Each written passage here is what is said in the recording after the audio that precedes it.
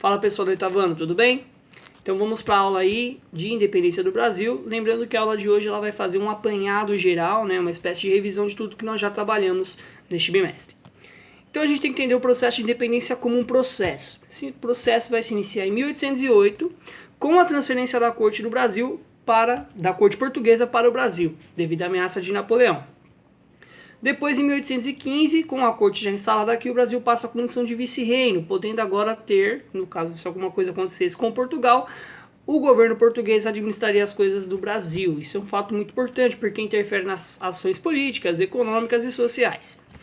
Em 1820 é óbvio que a população portuguesa não gostou dessa situação de estar largada, né? E aí se inicia o processo de Revolução do Porto, exigindo o retorno de Dom João VI e a corte toda para cá. Em 1821, o Dom João VI retorna para Portugal, mas para manter os vínculos ele ainda permanece com um membro da família real aqui no Brasil, que é seu filho Dom Pedro I, tá bom? O que acontece dentro disso, galera? A partir dessas lógicas é que vamos ter o processo de formação de independência. Por quê? Com a Revolução do Porto foi criada uma independência política, acabando com o conceito de monarquia, do poder do rei, e passando por um processo de república, poder do povo. O que acontece com essa república, tá? Quando Dom João VI retorna para Portugal, foi criado uma constituição, um conjunto de leis que tem como base aí atender às necessidades do povo.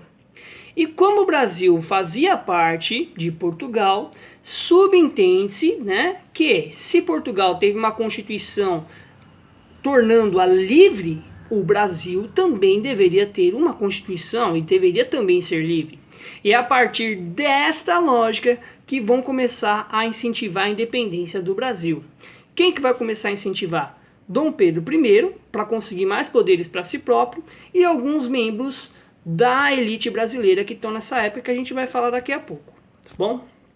Pois bem, o objetivo principal era garantir uma economia liberal. O que é uma economia liberal? Eu posso comercializar então com outros países sem, de fato, ter permissão da minha colônia. Então, se eu sou um país livre, eu não me torno mais uma colônia, certo? Eu não devo mais ordem a ninguém.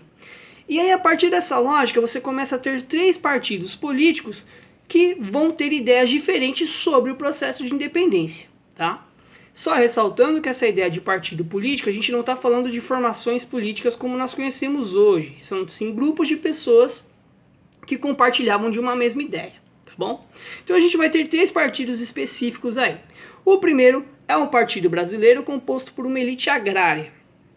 O que é elite? Elite é a galera que tem muita condição financeira. A agrária é a questão de terras. Então era o pessoal que trabalhava aí, que tinha muitas terras, trabalhava na agricultura e tinha muito dinheiro. No caso, eles queriam que o Brasil permanecesse na condição de vice-reino. Ou seja, não queriam uma independência do Brasil, tá? Mas também não queriam que o Brasil fosse totalmente dependente de Portugal.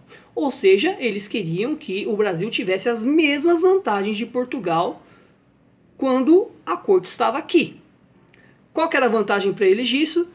Uma menor quantidade de impostos na parte agrária e uma melhor ação comercial. Depois nós vamos ter o segundo partido, que eram as elites mercantis. O que as elites mercantis queriam? Eles queriam um processo de recolonização, ou seja, que o Brasil voltasse à época somente de colônia. Por quê? Desta forma, os impostos que eles teriam que pagar sobre as vendas aqui do Brasil, as vendas internas, eram menores. Então, quando o Brasil estava aqui, eles tinham que pagar o imposto pela venda e o imposto para Portugal, ou seja, estou vendendo um produto para um determinado país. Eu pago o imposto porque estou vendendo e pago o imposto porque sou vice-reino. Então, olha a lógica aí. É lógico que esse pessoal, essas elites mercantis, não ficavam contentes porque eu não tinha uma liberdade comercial. Eu só podia comercializar com quem eu queria, no valor que eu queria, tá? Quem que determinava? Porque, quanto eu vendo? Posso negociar com quem? Portugal. Tudo bem?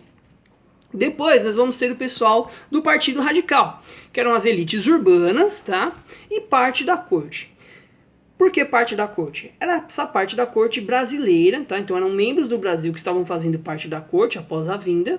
E as elites urbanas, por quê? Se o Brasil é independente, eu não tenho que pagar mais impostos para Portugal. Isso era vantajoso para eles. Então, a gente tem que entender o seguinte, que a independência, em nenhum momento, tá, a gente tem que quebrar um pouco essa ideia de que a independência foi extremamente proveitosa para todos. Professor, o senhor está querendo dizer que o Brasil tinha que continuar colônia? Não, tá? Só que a ideia de aplicação da independência não estava focada em liberdade do brasileiro em si, e sim em valorizar um determinado grupo social para que ele pagasse menos impostos e conseguisse lucrar com isso tudo, tá bom?